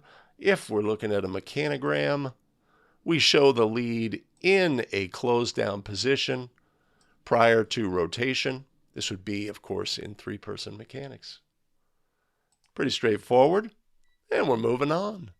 192, if the lead official rules a foul on the offense opposite the table with no free throws, who replaces the lead to become the new trail? Uh-oh. That's not good. The lead, the center, the trail. No switch. Old lead reports the foul and returns to administer the throw-in as the new trail. Important to understand, this is a California adoption. The NFHS made a change and said if the lead official rules a foul, they will switch with the tableside official for the resulting throw-in. California had that for a few years and said, this is screwing us up. We're going to lose this. So our correct answer here, in California only, and maybe in your local association or your state level, no switch. Old lead reports the foul and returns to administer the throw-in as the new trail. And if we take a quick look at what our mechanogram is on that, right, trail moves to the reporting area. Our diagram doesn't show them quite getting there to the reporting area. Obviously, we want to use the reporting area at all times. That being said, if we, for some reason, do not use the reporting area at all times, we want to make sure we have a clear communication of the information that we're relaying to the scorer that they are going to inscribe into the scorebook. That is the key part of why we're reporting anything to the table, is I have information on the court. It needs to be in the book. Here it is. I'm going to use great mechanics and signals to do that. And one of those mechanics is get to a clear area so that there is no miscommunication with the book. And NFHS says let's do that by getting to the reporting area. All right. Moving to the next question. 193, if the ball goes out of bounds in Team A's front court along the center's sideline and will now become Team B's ball, who handles the resulting throw-in? The old lead becomes new trail, B, the center, C, the old trail, or D, the closest official. I see this one screwed up every now and again. Our correct answer here. So we have a situation where the ball has gone out of bounds on the center's side of the court, possibly near the division line, but it's simple if we understand that who handles backcourt throw-ins? The trail, right? The lead would become the trail here. They would go opposite, and the center would be bumped to become the new lead, much like if the center had called a foul and reported, and then they would become the new lead, etc. So that's what we have on that play. So the old lead becomes the new trail, and it is not D, the closest official. right? It's not the center. They may be, oh, I'm right here. Why don't you become, and you will switch over, etc. That would be correct if it was a front court throw-in, but not in the back court. In the back court, the trail handles all throw-ins, and the lead becomes the new trail. So our correct answer is A. Old lead becomes new trail. 194, the trail official, while opposite the table, calls a player control foul in the front court on A5. The official reports the foul and will now become. Again, this is California approach to this situation. They will become the new lead table side.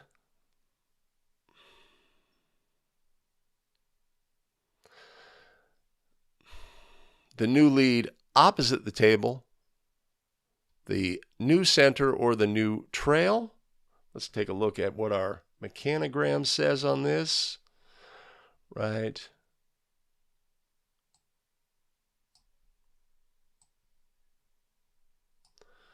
So our old lead calls a foul. No. Oh, the trail official. Oh, sorry. I've gone down the wrong path. Our trail official opposite the table calls a player control foul in the front court on A5. They will now become the new lead, right? Again, there's no switch. There's no going table side here. In California, we are never switching back court to front court, no free throws, and we are not moving table side to force that action. Not a thing. So our old trail will become new lead table side in this situation. I have worked through it, and we have answered that question. Philida jumping in from PA. Excellent. Bob helping clarify for me. I'm at 194, so I got a few more three-person questions. Thanks for that heads up. Eladio, thank you for joining. First-year official. All right. The part about easing your anxiety is really important as well, because if you one of the most important things as a new official is to display confidence on the court. If you display confidence on the court, you gain the trust of the game participants. You gain the trust of your partner. You gain the partners. You gain the trust of the stakeholders in the game. The coaches say, okay, he knows what he's doing. I can concentrate on this, that, or the other thing. They're still going to disagree with that call you made. That one, you know that one? But the stakeholders appreciate that confidence. And so anything that we can do to help display that confidence, one is, I'm absolutely unconfident, but I'm going to pretend. Or the other is, I'm going to gain confidence because I have a better understanding of the rules, and I'm confident I can adjudicate plays properly. And once we start on that upward spiral, man, that's powerful. That's powerful. So I appreciate the comment, Eladio, and good luck with the upcoming season. Let me know how I can help. All right. Excellent. We are in position to continue looking at three-person mechanics. 195. When is the lead considered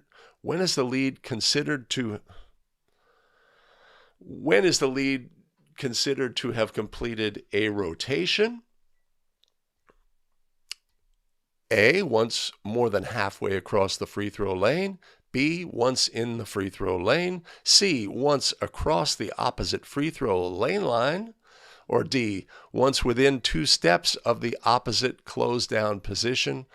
I think our approach here would be you have completed a rotation when you have across the opposite free throw lane line. And if we look at our mechanogram for this one,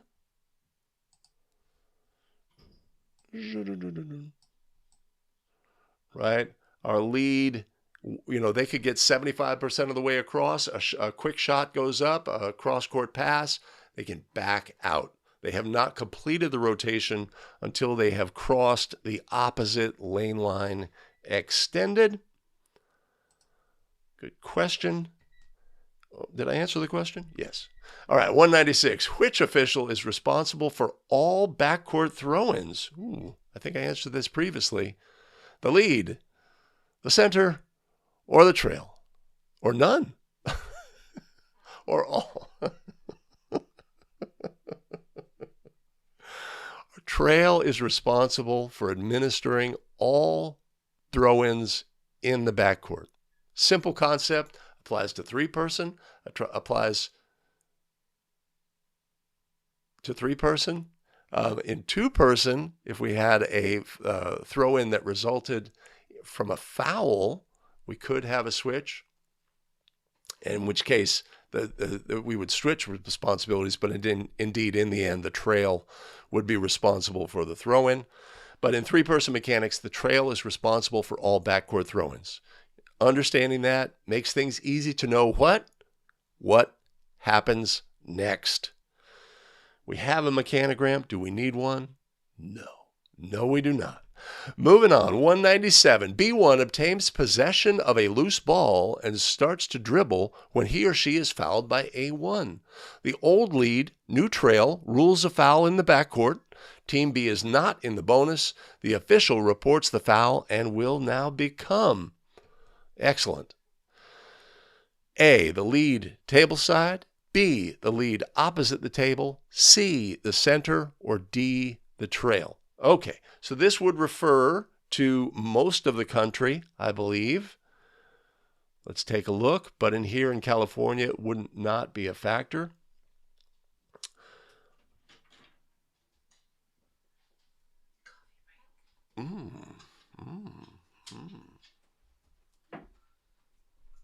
Right. Let's make sure we understand the question. B1 obtains possession. So there's been a change of team control. Old lead is now new trail. The old lead, new trail rules a foul in the backcourt. Team B is not in the bonus. The official reports the foul and now becomes. Okay, so in many parts of the country, right, where we have that lead switching with the tableside official, when they make the call as lead, then we may think, oh, we're going to switch for tableside. But this is not that situation. There is no switch. We are going backcourt to front court with no free throws. The role of that official who used to be lead is now trail. And so it's just straight up normal mechanics. The trail reports and administers the resulting free throw. D would be our correct answer. Fresh coffee is in the house. The world is a beautiful place. All right, so let's look at that mechanogram just to verify. Yeah. So our lead is going to report. We are going to move to the reporting area because we comply with all requirements laid out in the official's manual. And then we will go back and administer the resulting free throw. The center, who was tableside, will be bumped and become the new lead tableside in this situation. And we're moving on to question 198. When going to report a shooting foul, the reporting official should do what? A, walk and report. B, walk and report, go opposite. C, run to the reporting area, stop and report, then go tableside.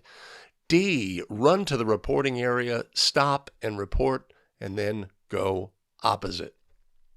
I guess our key component here is, should our official run to the reporting area?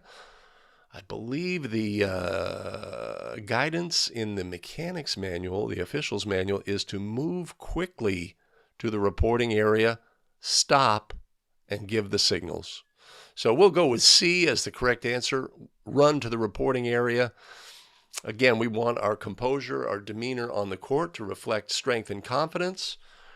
Maybe our run is different for other people than other people. Some officials may want to sprint to that area and do that. Some may want to jog. That would be running. Yeah? Okay.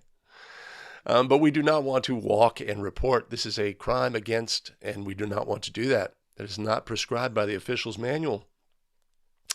With that, we'll move on to question 199. Which official has primary responsibility for the last second shot ruling? Right? High school mechanics, who is responsible for last second shot? The tableside official, the official opposite the table, the center official, the trail official, right? National Federation of High School, three-person mechanics, the official, the center or the trail opposite the table would be responsible in this situation. We've got a couple of pictures here. All right. In one, the trail is opposite the table for a last-second shot. They would have last-second shot responsibility. In the other, the center is opposite the table. They would be responsible in that instance. Of course, different in NCAA women, it's always the center official. In two-person mechanics, it's always the trail official. But of course, we would always encourage all members of a crew to have an opinion about a last-second shot. But the primary responsibility for the last-second shot in three-person mechanics is the outside official, either center or trail, who is opposite the table. And with that, we'll move to question 200. Oh, this is a milestone. This is a milestone. The proper sequence when making an out-of-bounds ruling is A, whistle, pointing the direction of the ensuing throw-in and verbalizing the team color. B, whistle and stop clock with an open hand, followed by pointing at who caused the ball to go out of bounds, and finally, a verbal team color with pointing direction. C, the whistle and stop clock with a fist. That's not going to be it. It's obviously going to be an open hand. D, whistle and stop clock with open hand, followed by pointing direction of the ensuing throw-in with the same hand as the stop clock signal and verbalizing the team color. That is probably going to be our answer. Of course, the officials manual says indicate which team. It does not say to verbalize. I don't know if the California manual does say verbalize. And of course, here I strongly recommend any opportunity to put your voice in the game. You are making the game better and verbalizing that color. So I guess okay. So our first A does not have a stop clock signal. That would be incorrect. So D, whistle and stop clock with an open hand, followed by pointing direction. If you can have the discipline to raise the hand that is going to be the direction that we are going, that is a great skill to have. In the absence of that, we have put up the wrong hand. We can drop that hand and then indicate with our other hand, right? That's not a crime. Something we want to improve, but that's what it is. All right, we're in the 200s. I think we're done with mechanograms, and we're going to pick up the pace. All right, 201. A1's try for goal hits the ring, and then the shot clock horn sounds. Ooh, shot clock. All right. Obviously, this applies to California and a few states that are now new to adopting, as well as the 6 other states that have had shot clocks for many, many years. A1's try for goal hits the ring, and then the shot clock horn sounds. What do we do? Right? Ignore the horn. A, this is a legal play. Yes, it is. B, ignore the horn and play continues. So our correct answer would be D, both A and B. Question 202. The fourth quarter begins with Team A leading by 40 points. Team B has not used any of its timeouts. Team A commits multiple turnovers to start the fourth quarter, while Team B goes on a three-point shooting tear. And with prudent use of its timeouts, Team B cuts Team A's lead to 10 points with 3 minutes remaining in the game. Does the game continue to run in accordance with the 40-point mercy rule? This is a California situation. In California, we have a 40-point mercy rule that begins at the start of the fourth period. The clock will continue to run during the game and only stop for timeouts. The situation described herein is we have started the period and we are utilizing the mercy rule. The clock is running, but through something miraculous occurrence, the team that was being beat by 40 cuts a 40-point lead down to 10. Does that affect our implementation of the mercy rule here in California? No, it does not. And this situation will never, ever happen in your game. But what's important to understand is even if the game tightens up, at no point do we deviate from a running clock, stopping only for timeouts. So which is our correct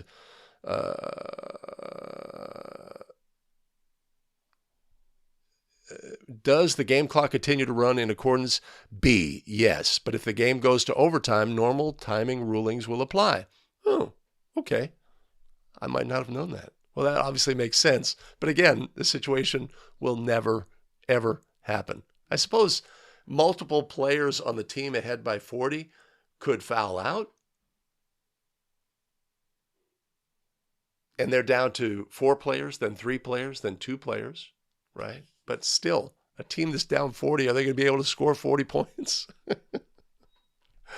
That is a fun question. 203, during the game, one of the shot clocks stops working. What are the options? Right? A, turn off the shot clock and play without a shot clock. B, play the game with one shot clock. C, turn off the shot clock and play with an alternate timing device at the table. D, play the game with one shot clock and have teams change directions each quarter. Well, that's common sense, baby. In this situation, we are going to play with one functioning shot clock. By rule, in California, we must have a shot clock. If one of the shot clocks is not working, then we will play with one shot clock working. If neither shot clock is working, we will play with an alternate timing device at the table. And that happens, but we will always play with a shot clock. So in this situation, our correct answer is B, play the game with one shot clock. Moving on, 204, again, California. With 10 seconds on the shot clock, A1 attempts a pass to A2. B1 extends a leg to deflect the pass, and the ball hits B1's thigh. A kickball ruling is ruled. Reset the shot clock to 15 seconds. B, a kickball ruling is ruled and the shot clock is fully reset. C, no violation, play continues. Or D, none of the above. Now, I'm at a disadvantage here. There have been potentially some changes to the shot clock rules in California, and I have not been informed of those. So if I'm speaking out of turn for California officials, in the past, this kickball violation would mean a full reset of the shot clock. I'm pretty sure that's not going to have changed. So our correct answer here will be the letter B, full reset of the shot clock. With that, I will take one last look in the chat. We are absolutely, Jacob, absolutely. Verbalize. Everybody appreciates it because we want to know what happens next, but also the game wants to know what happens next. Anything that we can do to help facilitate one team understanding we have a throw-in, we need to set up for the throw-in, and the other team to say we do not have the throw-in, we need to be on defense and set up so that there's no surprises and we can move the game along in a more timely fashion. All right, let's move on to question 205. We're in the final stretch. A2 and B2 foul each other at the same time while A1 is holding the ball in the backcourt. How is play resumed?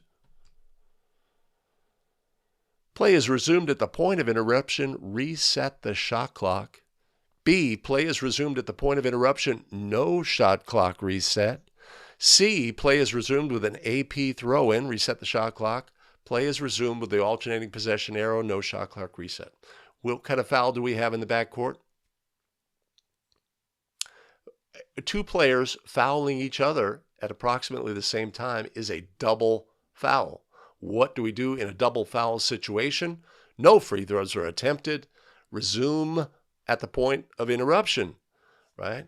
In California, we have a shot clock. Logically, what is our point of interruption? Team A, backcourt control. They get the resulting throw-in. The point of interruption was the shot clock says 29. Are we going to reset for any reason? No. Our point of interruption was shot clock with 29. That's where it stays.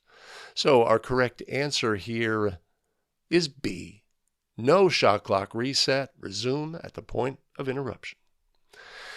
Question 206. A1 is in the front court and attempts a 2-point try. During the attempt, A3 and B4 are ruled for a double foul in the area near the key, I suppose that's the lane, by Team A's basket. How is play resumed, and is the shot clock reset?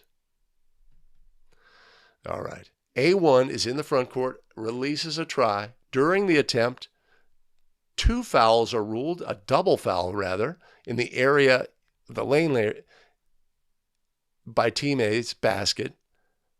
How is play resumed, and is the shot clock reset? Okay.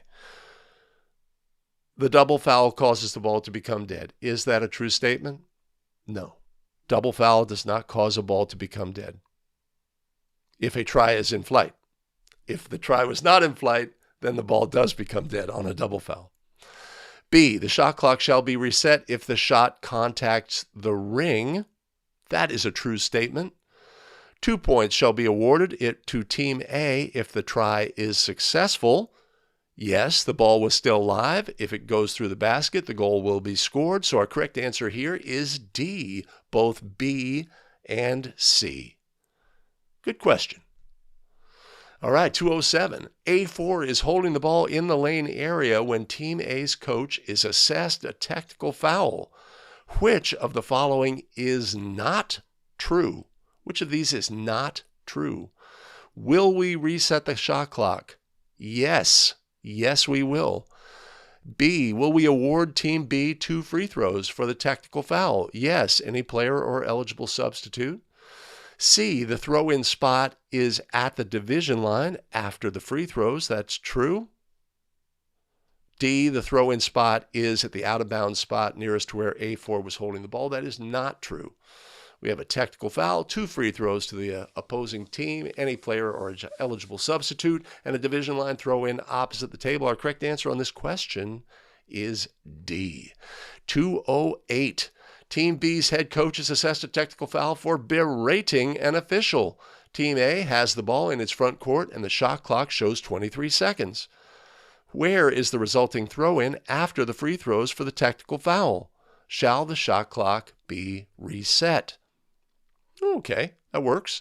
Play shall be resumed with a throw-in at half court after all technical fouls. That is true. Division line throw-in opposite the table.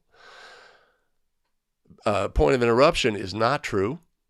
The shot clock shall be reset. That is true. So both A and C are true. Our correct answer is D, both A and C. All right. 209. A1 shoots the ball and it lodges between the basket and the backboard. The alternating possession arrow points to Team A. What is the call? This is a play that's near and dear to me. A, the ball is awarded to Team A for a throw-in. No shot clock reset. B, the ball is awarded to Team A for a throw-in with a full shot clock reset. C, play is resumed at the point of interruption with no shot clock reset. Or D, play is resumed at the point of interruption. Reset the shot clock. Okay, A1 shoots the ball and it lodges between the basket. So the ball is contacting the basket on a try. And the alternating possession arrow points to Team A. What is the ruling? The ball is awarded to Team A for a throw-in, and there is a full reset of the shot clock. The answer is B.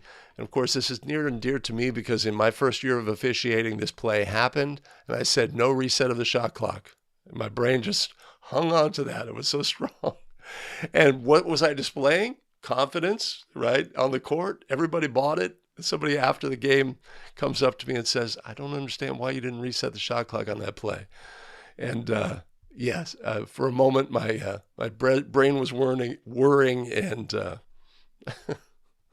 it's funny how your brain operates sometimes during the game. So that has happened to me. I have made the wrong ruling. I will own that, and it's funny to this day. All right, question 210. A1's try is blocked by B1, sending the ball into Team B's front court.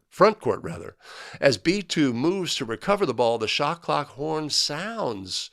Officials shall call a shot clock violation and award the ball to Team B.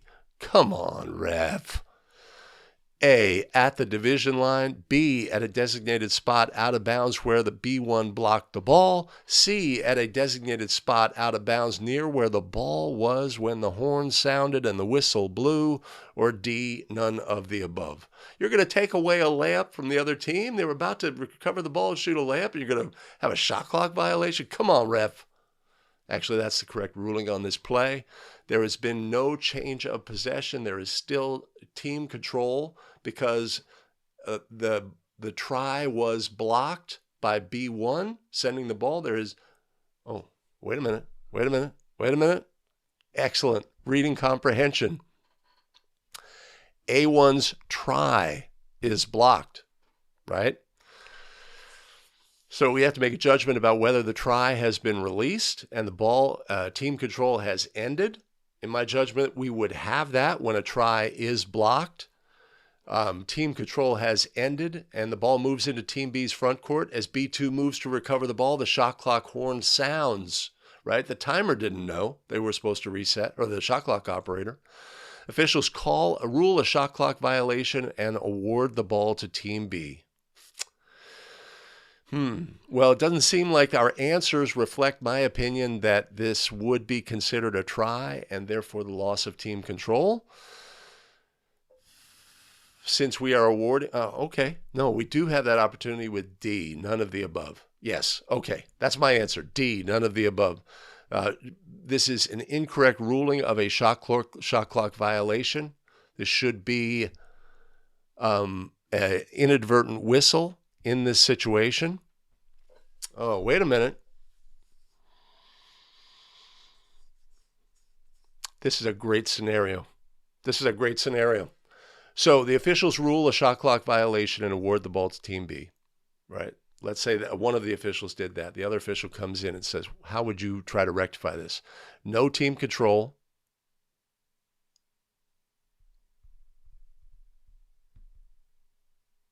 It doesn't matter. All right, this is a good question for Greg. I'm sorting it through. You were watching in real time as I process this. Whether there was team control or not, this is still a shot clock violation. They have released a try, but it has not contacted the ring. Okay, so my rules knowledge is like interfering with my understanding of this play, which is great because that happens at times, right? So this is a shot clock violation. It would be where the ball was nearest to where the horns, when the whistle blew, where the horn sounded and the whistle blew. The correct answer is C. I have gone a long way around with that question, but I think I've gotten to the right answer. Ooh, boy, that was tough. All right, we have 5 remaining questions. Before the game, both coaches approach the officials and ask to play the game without a shot clock. What are the options? Mutual agreement by the coaches. A, agree with the coach's request and play the game without a shot clock. B, inform the coaches you must start the game with a shot clock, but can discontinue the use of the shot clock after the first dead ball. C, give both coaches a technical foul for unsporting conduct. Or D, refuse the coach's request and insist that a shot clock must be used because California requires that the shot clock be used for all high school games. It's not an option. Mutual agreement, etc. Not an option. Correct answer is D. I seem to display a little more certainty on this question than the previous question. Question 212. With 15 seconds on the shot clock, A1's try for goal is an air ball, and then A1 recovers the ball. A, play continues. B, the shot clock will not be reset. C, the shot clock will be reset. And D, both A and B. The shot clock is reset when a try for goal contacts the ring. That has not occurred here. This is a common scenario. Air ball. That team recovers the ball. So A is correct. Play continues. And B is correct. The shot clock will not be reset. So our answer is D, both A and B. Moving on to 213, the shot clock periods for boys and girls play in California are, to the best of my understanding, 35 seconds. That's not correct. It's 35 seconds for boys and 30 seconds for girls. So our correct answer would be B. I don't believe that has changed. Subject. Our penultimate question. After A1's successful goal, the ball is inbounded to B2, who dribbles for a few seconds, becomes confused, and shoots towards Team A's basket. The ball does not enter the basket but hits the ring, after which B1 recovers the ball and correctly begins to move the ball up the court towards its front court. Is the shot clock reset after the ball hits Team A's basket? Right? So a player becomes confused, releases the ball towards their opponent's basket. Of course, this is not a try, and it contacts the ring of the opponent's basket. This does not reset the shot clock. By rule, we have a confusing play, but their teammate gathers the ball after it hits the ring, so there's been no traveling violation or double dribble or illegal dribble. Ooh. Is the shot clock reset after the ball hits Team A's basket? C, the shot clock should not be reset. That is the correct answer to that question, which brings us to our final question, number 215. Oops.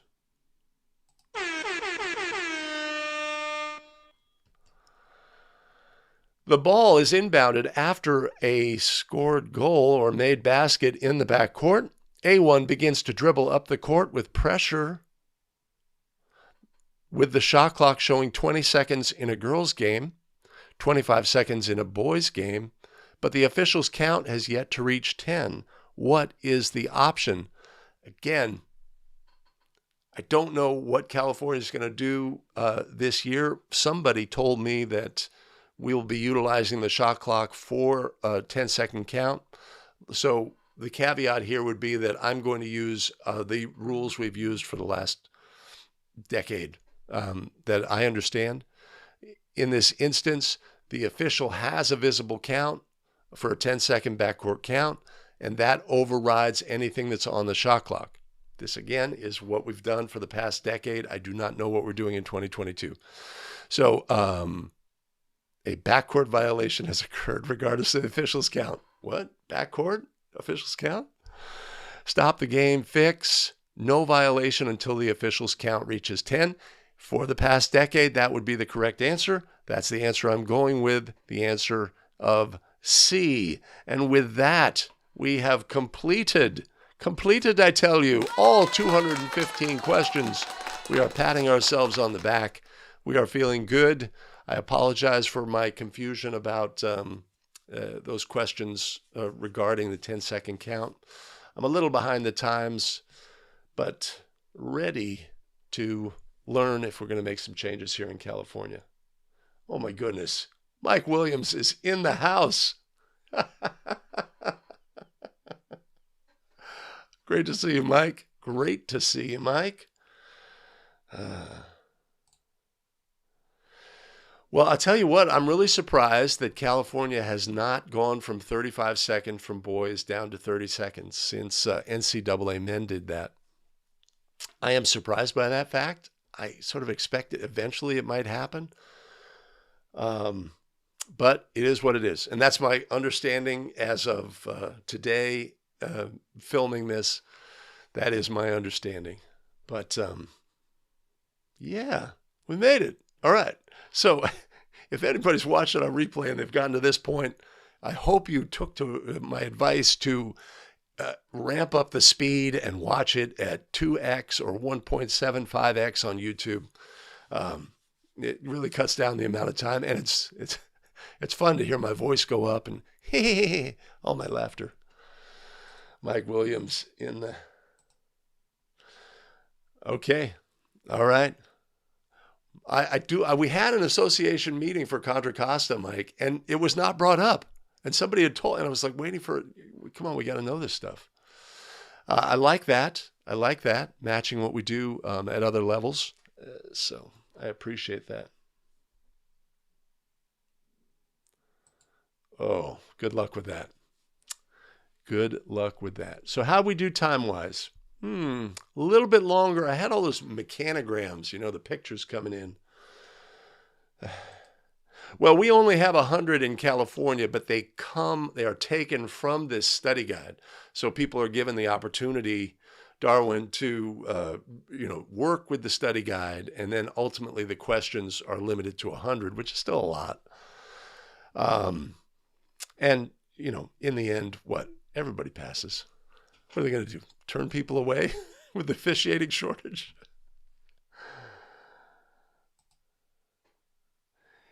Jacob asks, in pregame practice, how would we handle a teammate sucker punching?